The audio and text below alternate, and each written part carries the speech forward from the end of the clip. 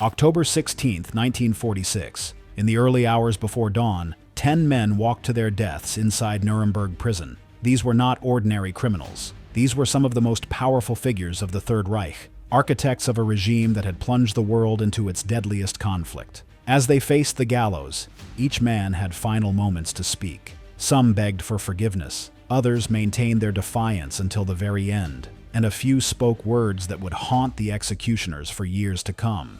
What did these men say in their final moments? How did the masterminds of genocide face their ultimate judgment? Today, we'll examine the documented final statements of the condemned Nazi war criminals, recorded by Allied officials and witnesses present at these historic executions. The International Military Tribunal at Nuremberg was unprecedented in human history. For the first time, leaders of a nation would be held accountable for crimes against peace, war crimes, and crimes against humanity. Between November 1945 and October 1946, the world watched as evidence mounted against 24 major war criminals. Of those tried, 12 were sentenced to death by hanging. However, only 10 would ultimately face execution. Hermann Göring cheated the gallows by taking his own life in his cell just hours before his scheduled execution, while Martin Bormann was tried in absentia and remained missing, presumed dead. The executions were carried out by Master Sergeant John C. Woods,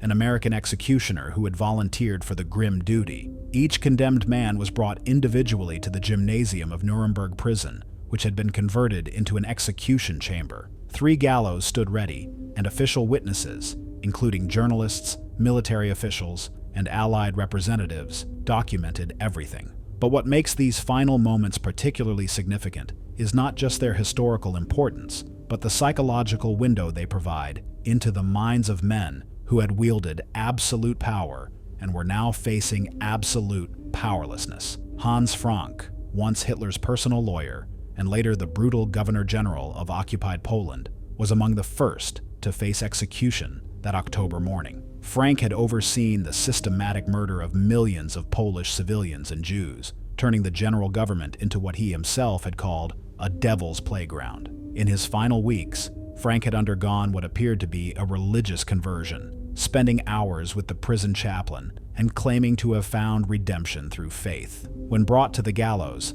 Frank's demeanor was noticeably different from his arrogant courtroom appearances. The man who had once boasted about his role in the occupation now appeared subdued, almost broken. Frank's final statement was brief, but carried the weight of his claimed transformation. "I am thankful for the kind treatment during my captivity, and I ask God to accept me with mercy," he said, his words reflecting what appeared to be genuine religious conversion. What made Frank's final moments particularly striking was the contrast between the man who had terrorized Poland and the apparently repentant figure who faced death. Prison guards reported that Frank had spent his final night in prayer, a stark departure from the ruthless administrator who had systematically dismantled Polish society. Yet questions remained about the sincerity of Frank's apparent conversion.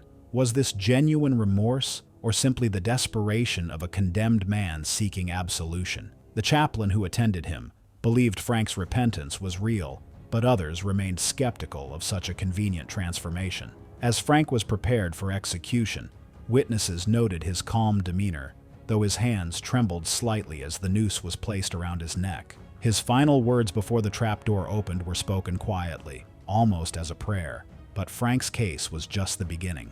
The next condemned man would present an entirely different face of defiance in the shadow of death. Field Marshal Vilhelm Kaidle represented the old Prussian military tradition, though his legacy was forever tainted by his complicity in war crimes. As chief of the High Command of the Armed Forces, Kaidle had signed numerous orders that violated the laws of war, including the infamous Commissar Order, calling for the execution of captured Soviet political officers. Throughout the trial, Kaidle had maintained that he was simply following orders, a soldier's duty to his superior. This defense, later known as the Nuremberg defense, would be rejected by the tribunal, but Kaidle never wavered from his position that military obedience was sacred. On the morning of his execution, Kaidle's military bearing remained intact. Prison officials noted that he had maintained a strict personal discipline throughout his imprisonment, keeping to a rigid schedule and maintaining his physical fitness despite the circumstances. When brought to the gallows, Kaidle walked with the measured pace of a soldier on parade. Witnesses described him as appearing almost relieved that his ordeal was finally ending.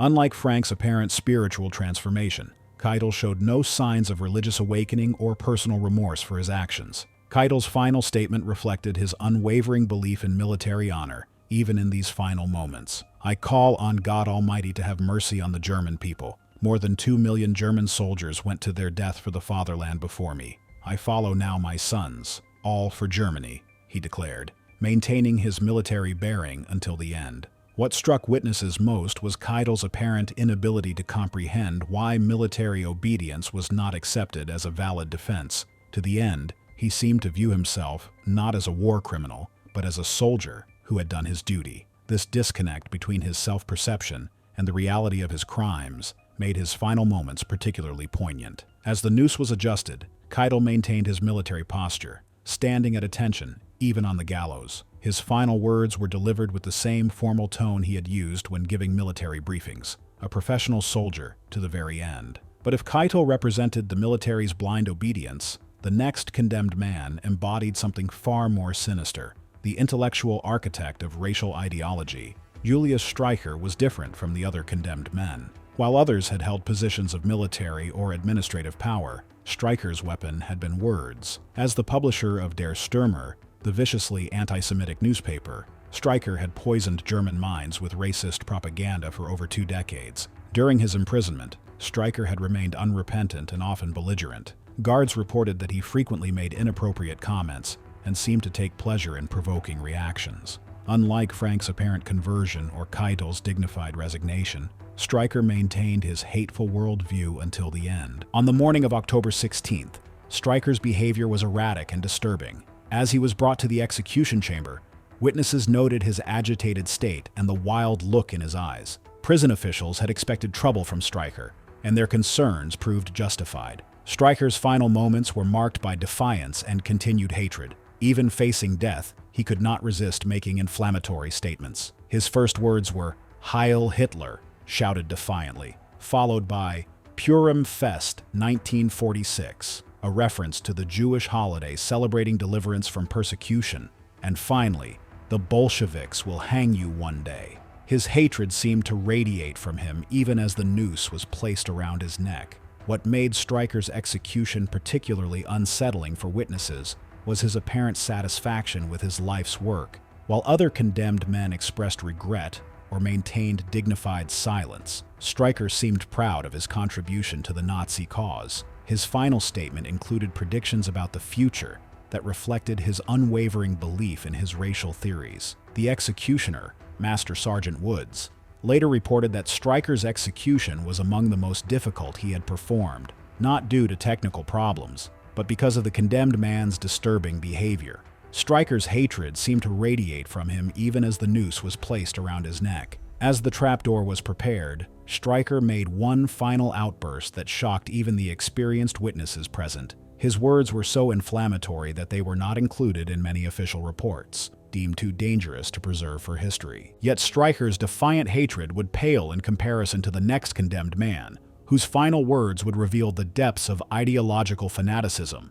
Ernst Kaltenbrunner stood over 6 feet tall, his imposing physical presence matched by his role as one of the highest-ranking SS officers to survive the war. As chief of the Reich's security main office, Kaltenbrunner had overseen the Gestapo, the criminal police, and the intelligence service. He was directly responsible for the implementation of the final solution and countless other atrocities. Throughout the trial, Kaltenbrunner had maintained his innocence with cold, calculated denials. Unlike Streicher's emotional outbursts, Kaltenbrunner presented himself as a professional administrator who claimed ignorance of the crimes committed by his subordinates. His defense was methodical and legalistic, attempting to create plausible deniability for his involvement. On the morning of his execution, Kaltenbrunner's demeanor remained consistent with his courtroom behavior. Prison officials noted that he had spent his final night writing letters and organizing his personal effects with the same methodical approach he had brought to his bureaucratic duties. When brought to the gallows, Kaltenbrunner walked with measured steps, his tall frame imposing even in defeat. Witnesses described him as appearing almost analytical, as if he were observing the proceedings from a professional distance rather than participating as the condemned man. Kaltenbrunner's final statement was brief and maintained his protestations of innocence. He spoke of being a victim of circumstances and claimed that history would vindicate him. There was no acknowledgement of the millions who had died under his authority, no expression of remorse for the suffering he had caused. What struck witnesses most about Kaltenbrunner was his apparent emotional detachment.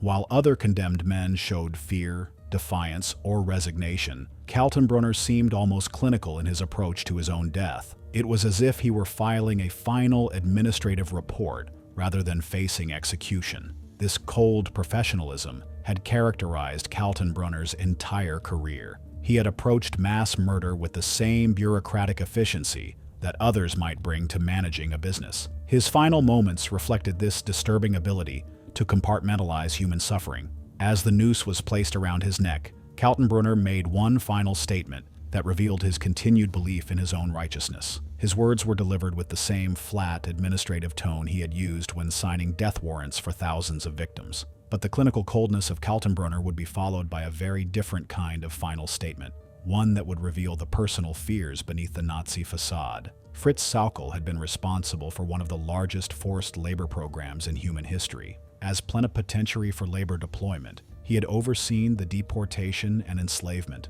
of over 5 million foreign workers. These men, women, and children had been torn from their homes and forced to work in German factories under brutal conditions. During the trial, Schulz had attempted to portray himself as a reluctant administrator who had tried to improve conditions for foreign workers. This defense crumbled under the weight of evidence showing his personal involvement in planning and implementing the slave labor program. Unlike some of his co-defendants, Schulz had shown visible emotional distress throughout his imprisonment. Guards reported that he often appeared anxious and had difficulty sleeping. The man who had wielded enormous power over millions of lives seemed to struggle with his powerlessness in prison. On the morning of his execution, Schulz's anxiety was apparent to all present. Witnesses noted his pale complexion and trembling hands as he was brought to the execution chamber. The confident administrator who had managed a continent-spanning forced labor network had been replaced by a frightened, broken man. Schulz's final statement was markedly different from the defiant or coldly professional words of his predecessors. He spoke of his family and expressed fears about their future. There was a pleading quality to his words, as if he were still hoping for some last-minute reprieve. What made Schulz's execution particularly poignant was his apparent realization of the human cost of his actions. While he never fully acknowledged his crimes, his final words suggested an understanding that he had caused immense suffering.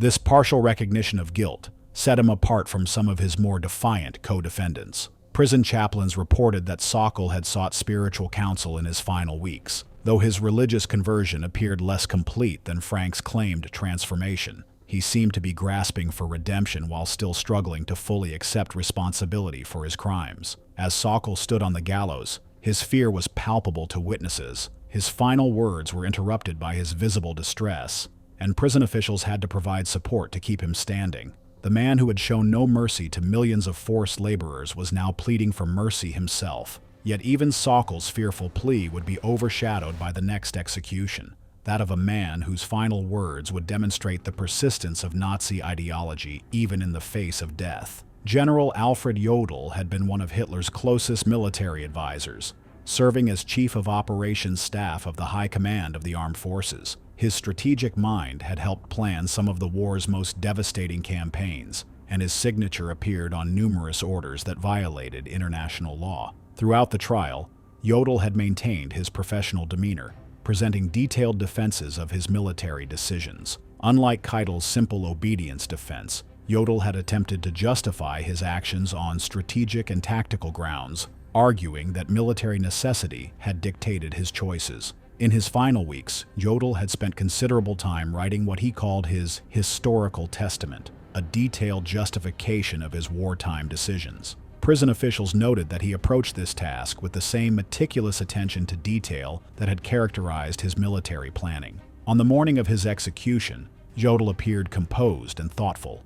Witnesses described him as looking like a professor about to deliver a lecture rather than a condemned man facing death. His intellectual approach to his situation was evident in his calm demeanor and measured movements. Jodel's final statement reflected his continued belief in the righteousness of his military service. He spoke of his duty to Germany and his conviction that future historians would understand the impossible situation he had faced. There was no acknowledgement of criminal wrongdoing, only a professional soldier's final briefing. What distinguished Jodel from other condemned officers was his intellectual approach to justifying his actions. While Kaidle had relied on blind obedience and others had claimed ignorance, Jodel had crafted sophisticated arguments for his decisions. His final words continued this pattern of intellectual rationalization. Prison officials noted that Jodel had maintained correspondence with his wife until the end, and his final letters revealed a man who saw himself as a victim of political circumstances rather than a perpetrator of war crimes.